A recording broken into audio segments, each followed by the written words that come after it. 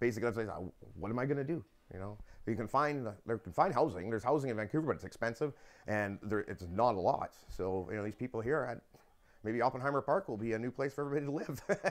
Guy Wakeman is a single father on income assistance. Last month, he came home to a notice that his East Side housing complex is up for sale to a nonprofit housing group. He says uncertainty about what that means has residents on edge. You can feel the tension around here.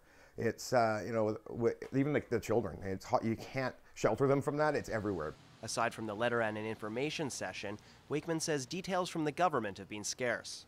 That has him and his neighbors worried. They fear a spike in rent, or worse, redevelopment and the loss of their homes. There's 1,500 people just in this complex, just ripping it apart and dispersing it somewhere else, which they've done before with Little Mountain.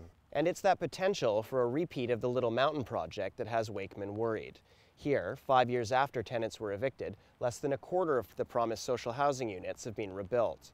But BC Housing says this case is different. In a statement, it says no one will be displaced or see rents increase, and giving nonprofits economic tools will result in better overall housing. The provincial government isn't building a whole lot of new housing. The federal government's doing just about nothing. So this is an opportunity for nonprofits to show leadership and to get involved in the community and house more people. We can't do it without owning any assets. But Wakeman isn't convinced.